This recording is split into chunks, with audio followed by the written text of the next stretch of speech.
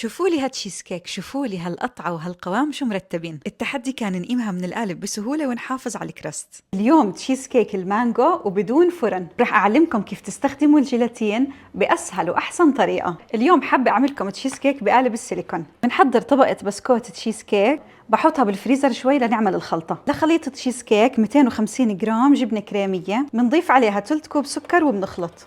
ضروري الجبنة الكريمية تكون بدرجة حرارة الغرفة. 150 جرام مانجو مستوية كتير وحلوة على الهرس، وبنخفقهم مع خليط الجبنة. بتجيبوا الجيلاتين البقري من الريحان، هلأ صار متوفر هناك، معلقتين صغار.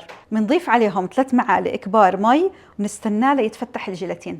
بعد 5 دقايق وصل معنا الجيلاتين هذا القوام. بالمايكروويف أو على حمام مائي بنسيحه، وهيك ساح معنا بنشيله عن الحمام المائي. باخذ شوي من الخليط بحطه عليه ومنعدل حرارته، نديره على خليط الجبنة ومنحرك. الخطوة الأخيرة كريمة مخفوقة بنضيفها عليه ومنحركه شوي شوي بطريقة الطوي. الخليط على الكراست بترتبوها وبتزينوها. أنا شخصيا بتركها بالفريزر يوم كامل. بتفكوها عن القالب وهي جامدة تماما عشان تحافظوا على شكلها، وبترجعوها لدرجة حرارة الثلاجة. لازم يفك عنها التجميد قبل التقديم. وهلأ قولوا لي إيش التشيز كيك المفضلة عندكم؟